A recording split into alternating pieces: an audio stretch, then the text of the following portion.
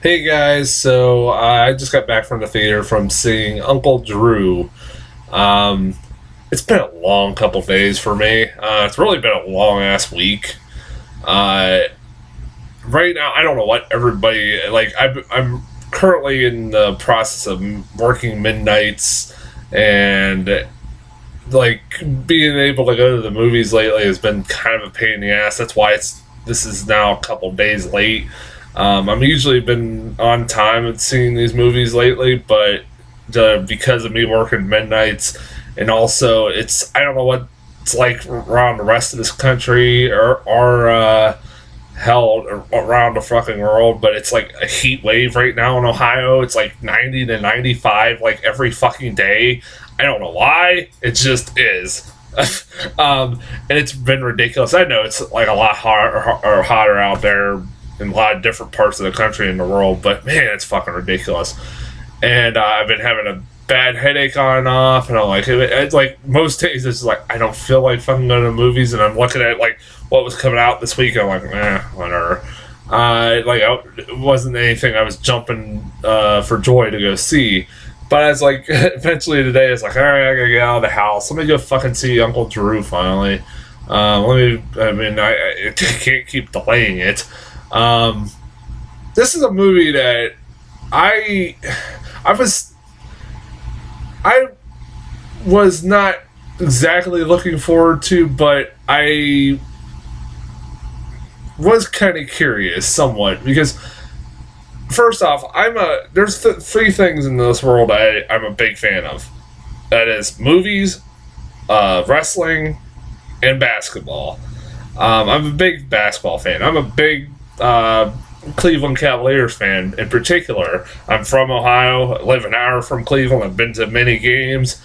Um, and I'm a big fan of Kyrie Irving. I'm a big fan, and I even though he fucking left the Cavs. But anyways, I really when I heard I didn't know until probably about a few months ago that they were making a fucking Uncle Drew movie.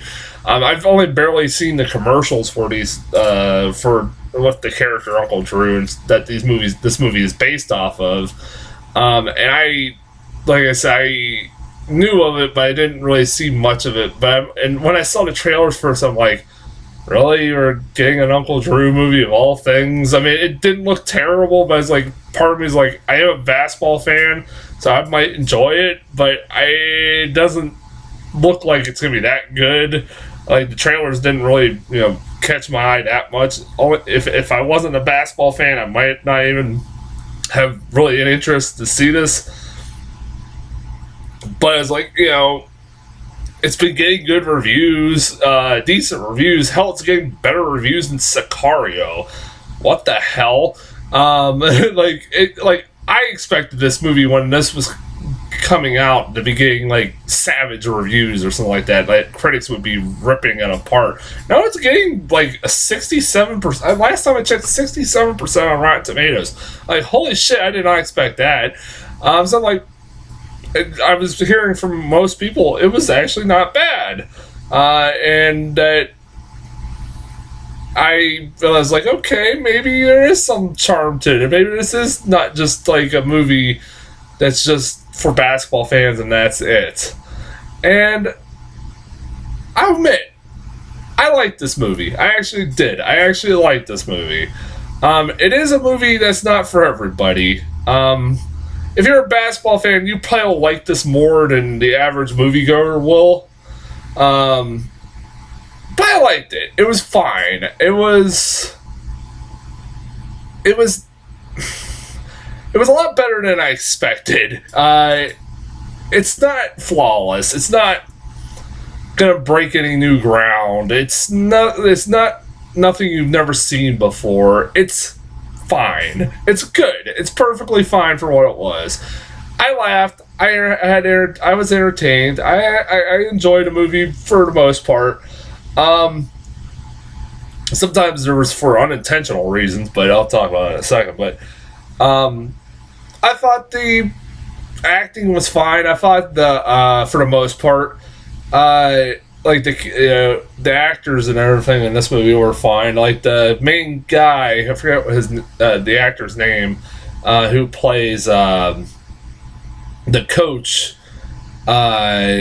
who he is a guy who was like an orphan as a kid and grew to love basketball and has had some failure as a basketball player in the past, and he's haunted by his failure, yada yada yada.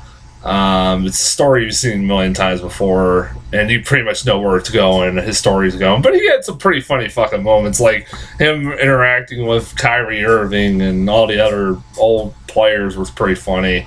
I thought he really carried this movie well enough. I thought he was pretty funny. I thought he was really. What is his Lil Ray Howery or something? What is his name? I forget the hell. He was pretty good. Like I said, I thought he was pretty good and carried the movie well enough on his own as the lead. Kyrie, God bless him. I said, don't quit your day job. I mean, he's. This is basically his Space Jam. Like, this is like, Michael Jordan had Space Jam. Kyrie Irving had Uncle Drew. This is basically what it is. It's not a role that he requires him to have good acting skills. He is just basically playing an older version of himself or parody of himself. In this movie, he plays a little bit more fucking better defense than it actually plays defense, unlike the real Kyrie Irving. Which I was kind of chuckling to myself. And at one point, he's talking about how it's a whole team effort, and this is coming from a guy who's a ball hog in real life. Just saying.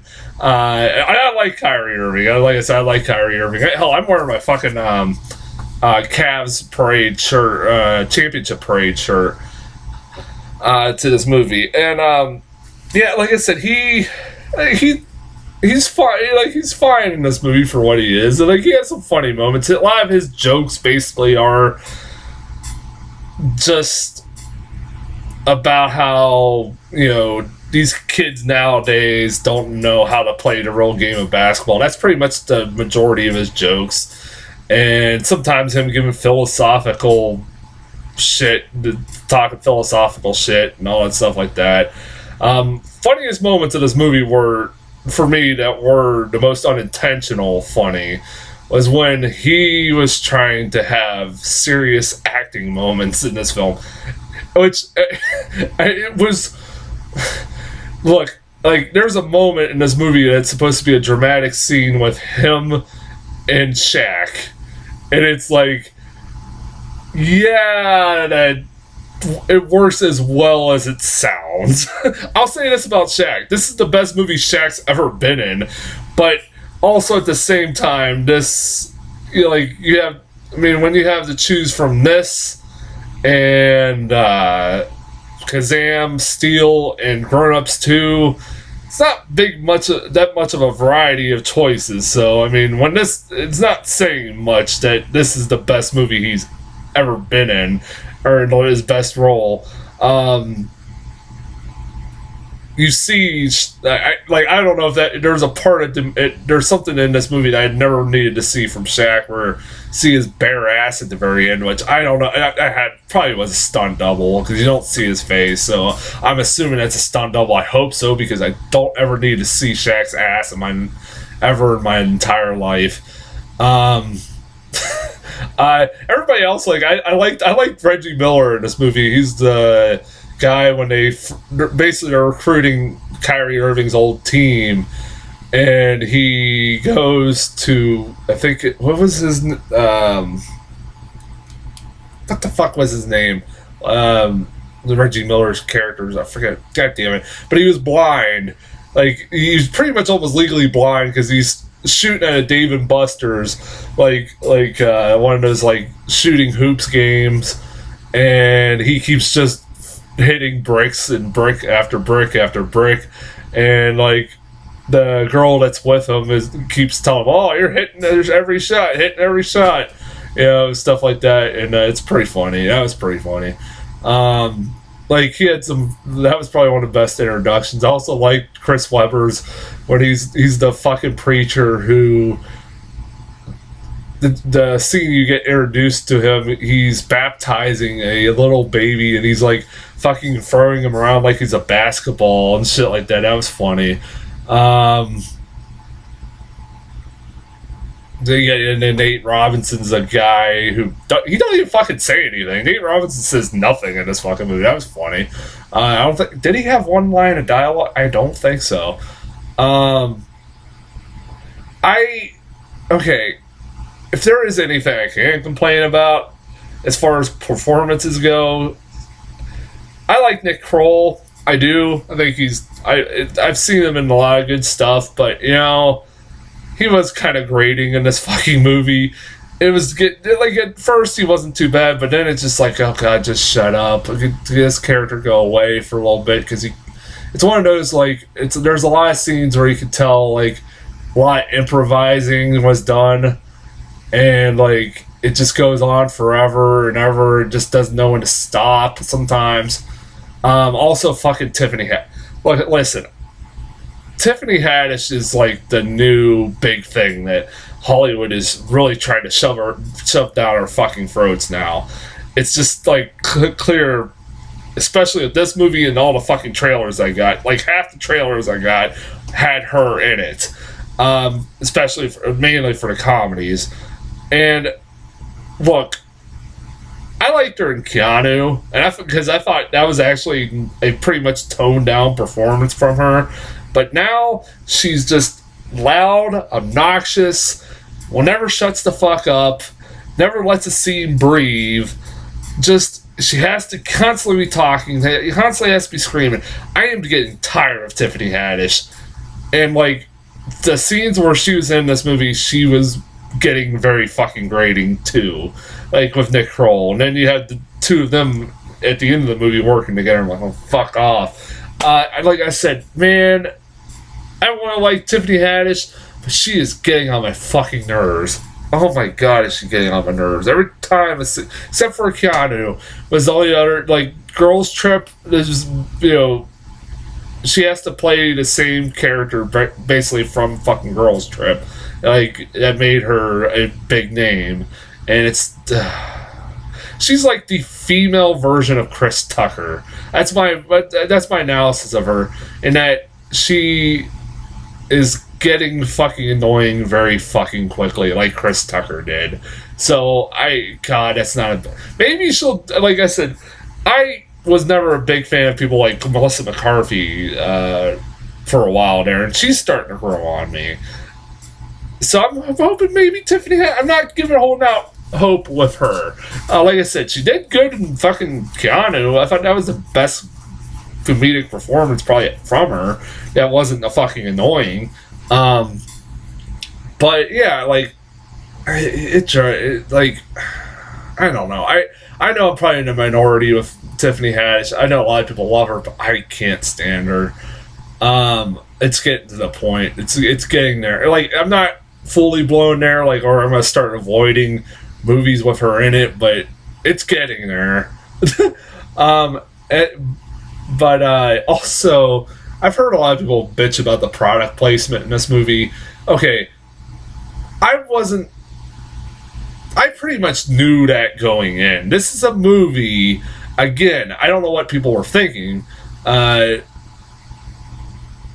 Like, they weren't expecting anything less from this movie, because this is a movie that is based off a character Kyrie Irving played in a Pepsi commercial.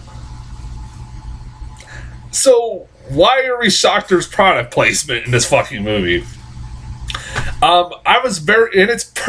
This movie's produced by Pepsi Corporation. They're like one of the producers of this fucking movie. That is the first I've ever seen in a movie. I don't think this has ever happened where a drink company produced a fucking movie. I don't think that's ever happened. If it has, somebody in the comments tell me. That's just bizarre. But of course, there is product placement for Pepsi. There's also, like I said, Dave & Buster's. But, like, Pepsi really isn't as much in there as I thought it would be, honestly. I thought it would be in there a lot more, but towards the end, it's like all over the place. But not as much as I thought it was going to be. The one that did drive me nuts was, like, you do get, like, Foot Locker, because the main guy's working for Foot Locker, Air Jordan, shit like that. But the one that drove me nuts the whole fucking movie, that just was so distracting, was Kyrie Irving, I swear to God, wears the same sweatshirt the whole fucking movie. Just because it has the Nike logo on it. And it's fucking front and center. You can see it in every scene he has it on. It's like, he never changes that sweatshirt. And it's like, I don't know how long this movie, like, what the span of time this movie takes place. I think maybe a day or a couple days. But he's wearing the same fucking sweatshirt every scene that has a Nike logo on it. It's front, like I said, front and center. It's like, god damn, that's a really bad product placement. It's distracting because he's wearing the same fucking thing over and over and over again. Yeah. Like I said, I'm not bothered about the product placement. I mean, again, like, it's not like fucking the worst one in a recent memory was fucking Power Rangers with the Krispy Kreme. That was terrible. I liked the Power Rangers, but that was that still was so bad. I recommend Uncle Drew. And again, it's one of those, if you're a basketball fan, you'll probably like it. Like me, you'll like it. I don't know how average moviegoers will think of it. I don't know. Anybody that's not a basketball fan, like I said, it's Kyrie Irving's Space Jam. I'm surprised LeBron hasn't got one, like something like this. I mean, he had Trainwreck, but that wasn't him in a starring role. But he was fucking hilarious in Trainwreck. But I don't know. I've heard he's doing Space Jam 2. I don't know what the hell's happened with that. It was supposed to be happening, but I guess it's not. I don't know. Trailers. I only got one new trailer. I don't need my fucking phone. It's for this new Tyler Perry movie. Yay! It's starring Tiffany Haddish. Yay! Called Nobody's Fool, which I was like, wait a minute. Isn't that a remake? I was like, but no, it's not. Because that was a movie like in the 90s or 80s or something like that, wasn't it? I fucking forget, but it's a movie about a successful black woman who's the first CEO of her company, about to be the first CEO of her company. That's literally the first line of dialogue. It's like such horrible exposition dialogue. It's not even funny. And she gets a phone call from her mom, who's played by Whoopi Goldberg, and her sister's about to get out of jail. And it's Tiffany Haddish, and of course she's Tiffany Haddish. She's annoying, she's obnoxious, she's half fucking retarded. Clinically, at least, like, no one's that fucking stupid about being clinically retarded. That this character is. So yeah, it's like, yeah, I like it. Just like as soon as she popped, I'm like, yeah, fuck this. Like, and it is directed by Tyler Perry, so. Surprisingly has no Medea. Like, Tiffany Haddish would fit in a fucking Medea movie. Like, I just don't care anymore. Okay, that's as far as trailers go. I'll be back in the next few days. I don't know when. Like I said, I'm working midnight, so it's gonna be day by day basis, like when I go see these movies. Sicario, Day of the Soldado. And until then, I'll talk to you guys later.